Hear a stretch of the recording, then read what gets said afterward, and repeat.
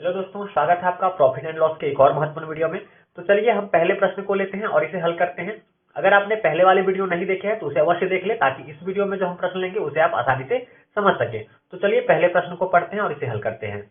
यदि 10 वस्तुओं की लागत मूल्य 9 वस्तुओं के विक्रय मूल्य के बराबर हो तो प्रतिशत लाभ या हानि ज्ञात कीजिए। देखिए, जब भी आपको इस प्रकार के प्रश्न दिए जाए जहां वस्तुओं के क्रय मूल्य और विक्रय मूल्य की बराबरी की बात की गई हो तो ऐसे प्रश्नों में आप ध्यान देंगे, जैसा कि प्रश्न में दिया है कि 10 वस्तुओं का लागत मूल्य, 10 वस्तुओं का लागत मूल्य यानी क्या, सीपी।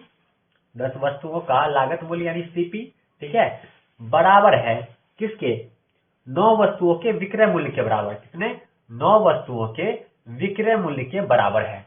प्रश्न यही कह रहा है, ठीक है। अब ये समझिए कि जब भी इस तरह से बराबर की बात की जाए तो जिसमें जैसे जो एसपी है उसे आप सीपी मान लीजिए। एसपी को क्या मान लेंगे हम, सीपी मान लेंगे, और सीपी को क्या मान लेंगे, हम एसपी मान लेंगे। क्योंकि एक दूसरे की बराबरी की बात की गई हो तो वहां हम जो चीज दिया गया है उसको वह न मानकर उसका अपोजिट यानी सीपी है तो उसे हम उसका एसपी मान लेंगे, और जो एसपी है वह उसका हम सीपी मान लेंगे। ठीक है, तो चलिए हमने ये मान लिया और हमारा प्रश्न अब यह हो गया है, ठीक है, कि 10 वस्तुओं का सीपी बराबर है एसपी बराबर है 9 वस्तुओं के सीपी के बाद। सीपी क्या है, क्रय मूल्य। यानी कि कोई वस्तु आपने 9 रुपए में खरीदा और बेच दिया कितने में, 10 रुपए में, तो आपको लाभ होगा ना, निश्चित लाभ होगा। आपको क्या होगा, आपको लाभ होगा। तो प्रश्न भी कह रहा है कि प्रतिशत लाभ या हानि ज्ञात कीजिए। तो लाभ या हानि तो हमें मालूम चल गया कि भाई 9 रुपए की वस्तु है, 10 रुपए में बेचेंगे तो निश्चित है 1 रुपए ज्यादा में बेच रहे हैं, यानी कि लाभ हो रहा है। ये तो कंफर्म हो गया कि हमें निकालना है लाभ प्रतिशत।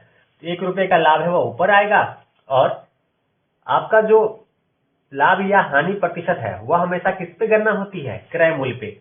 तो नीचे क्या जाएगा आपका, क्रय मूल्य, यानी कि 9 है ना हमारा क्रय मूल्य, गुने कर दीजिए, प्रतिशत निकालना है तो 100 से गुना कर दीजिए।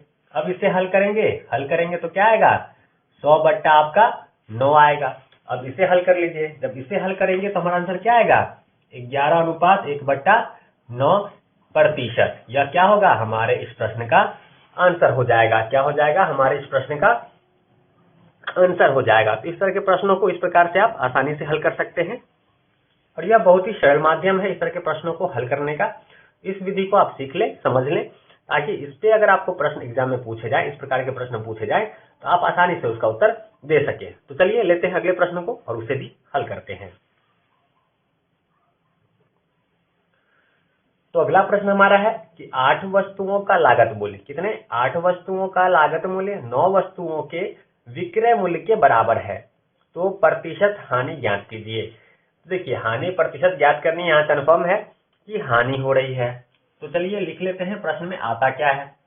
अगर आप इस प्रश्न को, पिछले वाले प्रश्न को समझ गए हैं तो इस प्रश्न को आप स्वयं बनाने का प्रयास कीजिए। वीडियो को पॉज कर लीजिए और बनाकर देखिए क्या यह सवाल आपसे बनता है, आप इसे समझ चुके हैं या नहीं। तो चलिए मैं इसे बनाता हूं। प्रश्न में कह रहा है आपका 8 वस्तुओं का लागत मूल्य, कितना, 8 वस्तुओं का लागत मूल्य यानी कि सीपी बराबर किसके है, 9 वस्तुओं के विक्रय मूल्य के बराबर यानी कि एसपी के बराबर।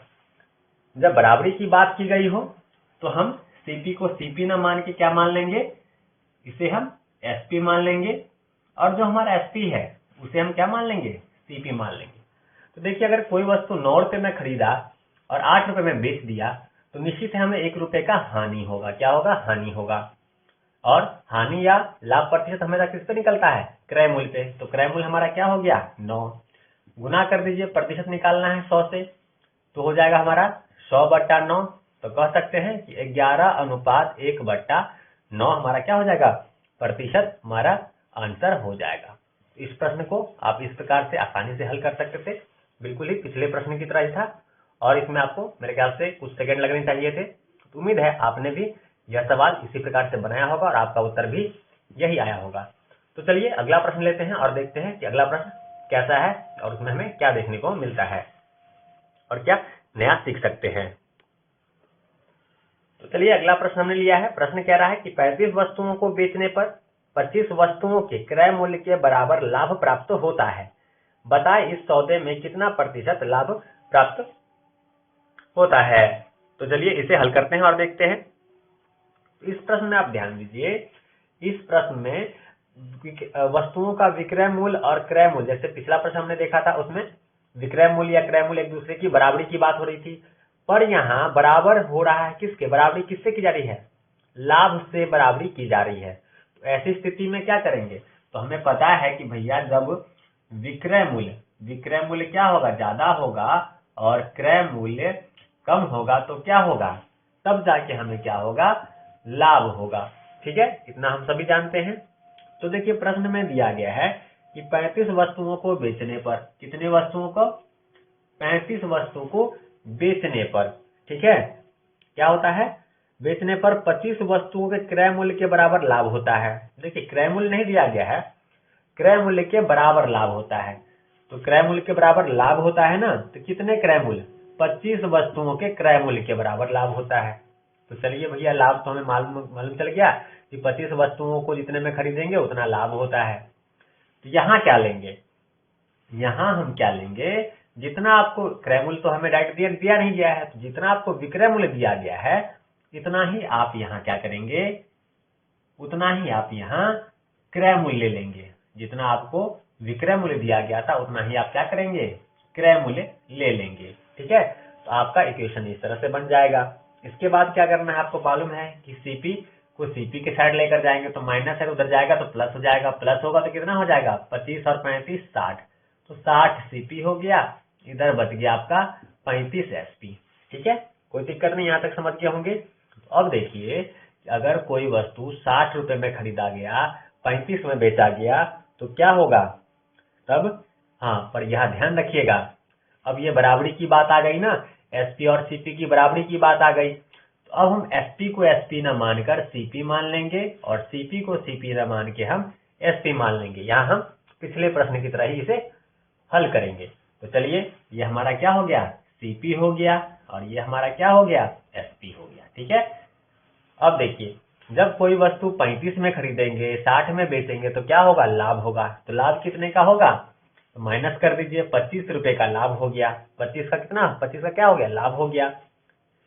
लाभ प्रतिशत हमारा किस पे निकलता है, सीपी पे, तो सीपी हमारा हो गया 35, गुने में कर दीजिए, प्रतिशत निकालना है तो 100। अब इसे हल कर लीजिए, 5 सत्ते 35 पचे 25, तो आप इसे लिख सकते हैं, 500/7। अब इसे अगर हम हल करेंगे तो हमारा आंसर क्या होगा, हमारा आंसर आ जाएगा। तो चलिए इसे हल कर लेते हैं। इसे हल करेंगे तो क्या आएगा, आ जाएगा हमारा 71.3/7%। यह क्या हो जाएगा, हमारे इस प्रश्न का आंसर हो जाएगा। तो इस तरह के प्रश्नों को आप आसानी से हल कर सकते हैं। बस प्रश्न को आपको समझना है और इन प्रश्नों का अभ्यास अवश्य करें।